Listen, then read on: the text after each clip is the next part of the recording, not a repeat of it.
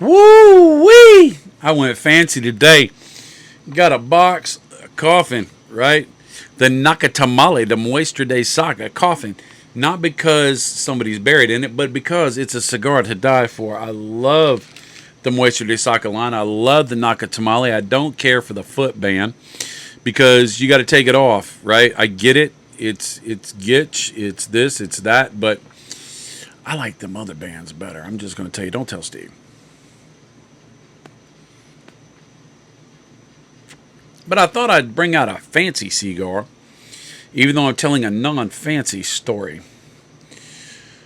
A lot of my stories come from my memories, my history, my cautionary tale of life. And the older I get, the harder it is to remember some of my stories until something happens or I see something and that reminds me of a story. And I saw something on one of the little YouTube shorts, and it made me think about this story. I've told this story before, but it's been a while, so I thought I'd tell it again. So what was I watching on YouTube? I was on break, lunch at work, and I watched I watched my stories. I sound like a stay-at-home mom from the 80s. Days of Our Life, As the World Turns, General Hospital, Young and the Restless. I didn't watch them. I just know them. Judge me. Anyway, I was watching those little short things. And it was these people doing what they call grabbling and noodling. Where they go into these murky, muddy rivers and they stick their hand in alligator holes and they wait for a catfish to chomp down on their hand and they pull this huge catfish, 50, 60, 80 pounds out. Problem is, those holes are sometimes habitated by alligators and snapping turtles. Let a snapping turtle get a hold of a finger, it's going to keep a hold to a finger and you ain't going to have it when you're done. There's better ways to get something to eat. But I remember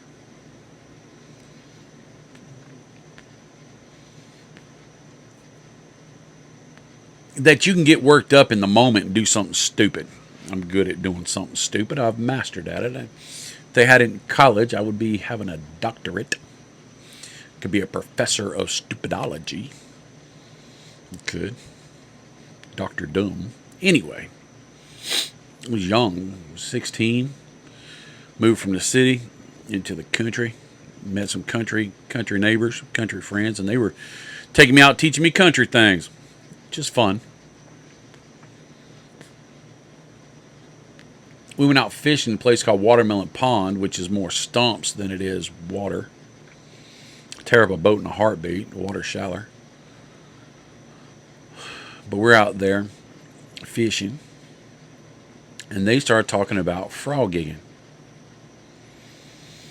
And I had never been frog gigging. I had heard about frog gigging, and they were telling me these tales of how good frog legs are and how you can catch all these frogs with a frog gig. And I'm a gear fiend. I love tools. I love stuff. And they're like, yeah, we got these frog gigs. And we're going frog gigging Friday, right? Friday night. You got to go at night. You go out with a boat, a flashlight, big shine of flashlight, and you shine a light on the eyes. And when you see the eyes, you get up close to it nice and slow. And you take this trident, basically, this stabby thing with a bunch of stabbies on it, and you stab that frog in the eyes, snatch it up, put it in the boat, and then you put it in the cooler. And then when you're done at the middle of the night, you take all them frogs and you skin them and you cook the legs, and you have a bunch of frog legs. It sounds fancy, right? French restaurants have frog legs. Louisiana can't be all wrong, right? They got lots of frog legs. You go to a good Chinese buffet, they're going to have frog legs.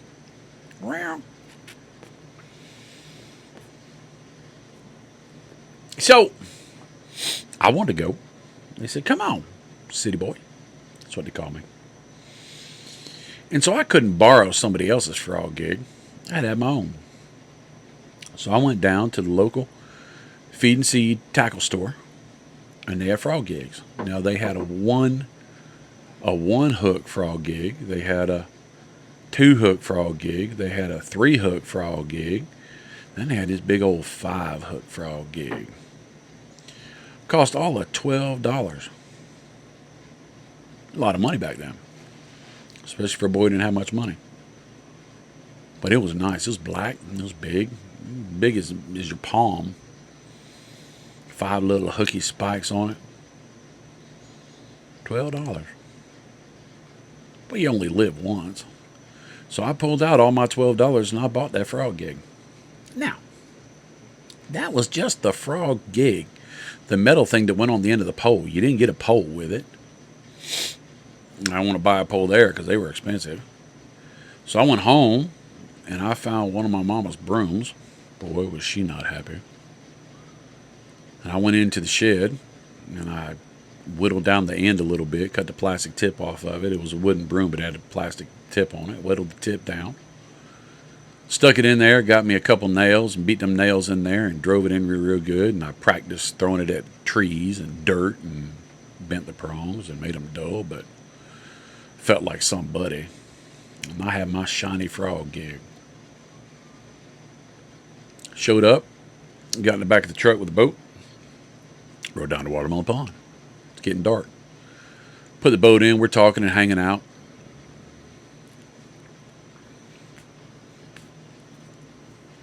I said, all right, you sit in the boat with us and you kind of watch us for a little while and then we'll put you on the frog. I said, okay.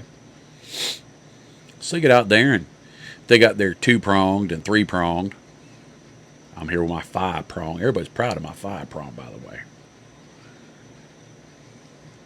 So they pull up to some areas and it's dark now and they're shining a light and they see these little sets of eyes. Boom, little eyes. About, I don't know, 3/4 inch apart. Little dots. And they stab it. And they throw it in there. And I'm like, that's not that hard. So they get the boat up closer and the guy's up front. He's like, go left, go right, go left, go right. And he's the guy that's stabbing them. You can't really see because the guy's up front's a small boat. And I'm kind of looking over the side, trying to see.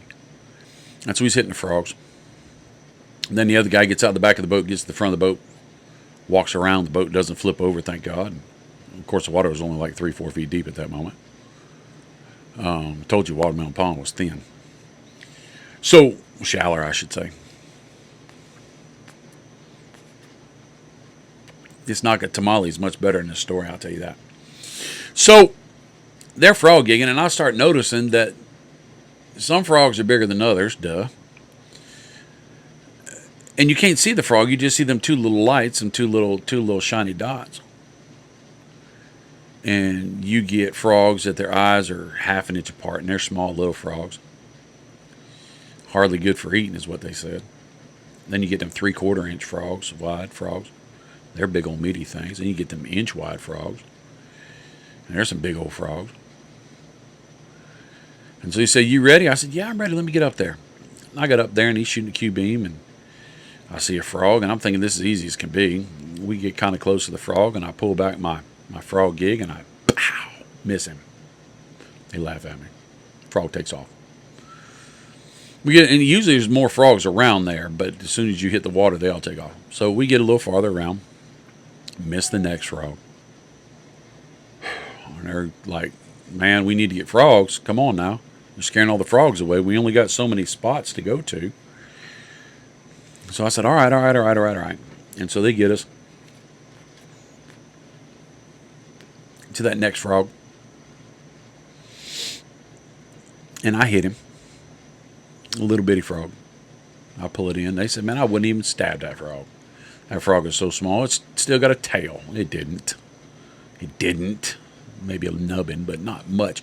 So my pride was now in question. I'm city boy, right?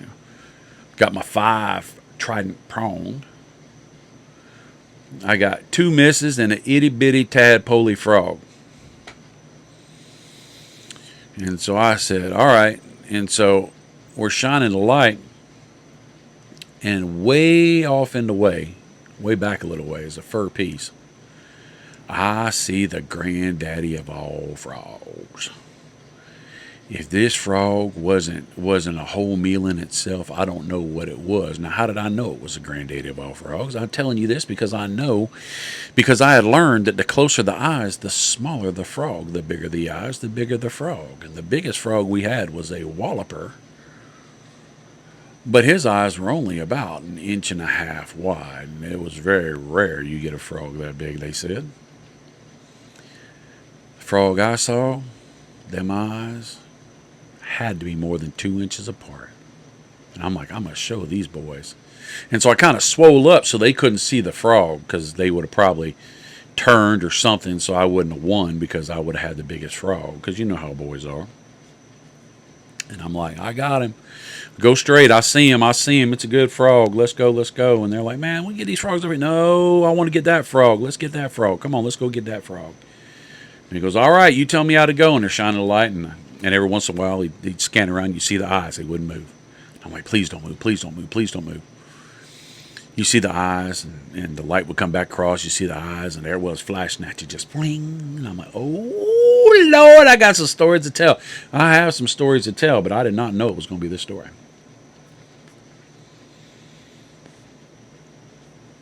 We're coming up on 15 feet, and I'm getting nervous because they're trying to see. And I'm like, oh, we're getting there. We're getting there. Keep on. And I said, okay, ease up. So now we just kind of roll into it, right? He's not rowing anymore. We're coasting into it. We're getting about 8 feet, 7 feet, 6 feet, 5 feet. And at that point, I'm raising up on my knees now. And I got that trident way up in the air, looking like, oh, what's his name, Aquaman, that all the girls swoon about. And I don't see what the big deal is. Put a shirt on. Anyway. I pull that trident up, that 5 shiny trident with that nice broom handle. Had tape on it too, so it'd have grip.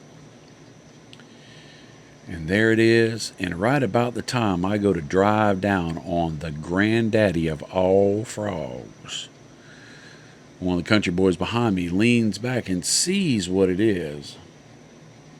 And he goes, no! Well, I've already committed. I've already gone. I'm already drawn back and sprung. That arm is sprung, right? I go to let that trident go. I go to jam that thing in there, and I hit that frog dead between the eyes. Boom! And the funny thing is, the frogs are squishy. This frog wasn't as squishy. There was some softness in the head, but then it got really hard, like the frog had eaten a rock, and I was stabbing the rock. And this frog was strong, because all of a sudden, as if something happened, the water exploded, erupted, bubbled, just blah, blah, blah, blah, blah, blah, blah. And then I hear in the back of my ear that boy yelling, "That's a gator!" I stabbed me a gator in the head with my 5-prong trident. And this is where I talk about people doing crazy things because they're wrapped up in the moment. That dang gator, when I heard gator, it kind of startled me, and I lost grip on the tape on my brand hammer new 5-prong frog gigging trident, and it slipped out of my hand, and in the water it went. You know what else went in the water? Yours truly. I went in after that gig. I paid $12 dang for that thing. I was not losing my gig, and I was not thinking straight. I didn't know how big that gator was. I didn't know how deep that water was. I didn't know if that gator had friends. And we were in the middle of the lake. Shallow, thank God. It was only about 3 feet deep, and when I hit there, I hit the ground, hit soft, muddy ground. Got in there, grabbed that trident. Thank God that trident came out of that gator's head, and that gator was more interested in getting the heck out of there than getting on that fool that threw a trident in his head. And luckily, that gator was only about 4 feet long. So I had a fighting chance anyway. He had a lot more teeth than I did. He was ornery because alligators got all them teeth and no toothbrushes. But I did. I stabbed that gator in the head, went in after my trident, and got in the boat.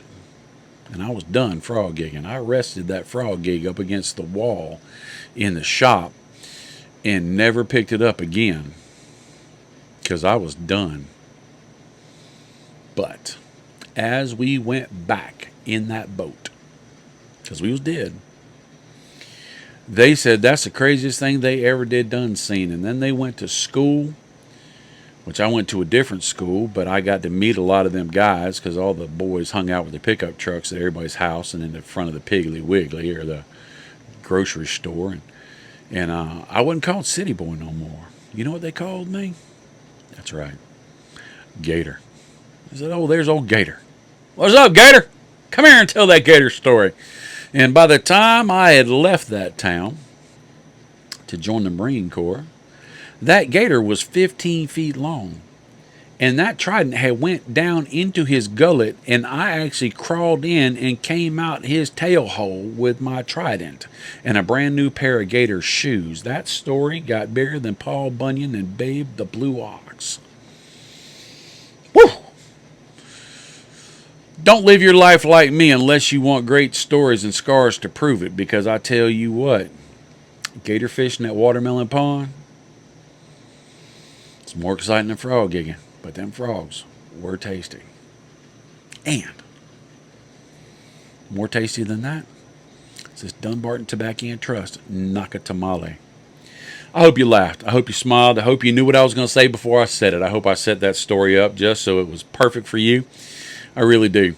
I enjoy our time together. I enjoy the fact that I can take my silliness, my cautionary tale of life, and apply it to something that may make you have a good day.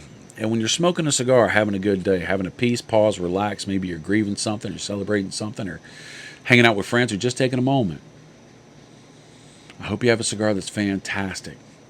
Dunbarton Tobacco and Trust, they got a lot of fantastic cigars. And this Naka Tamale, that thing is one of them.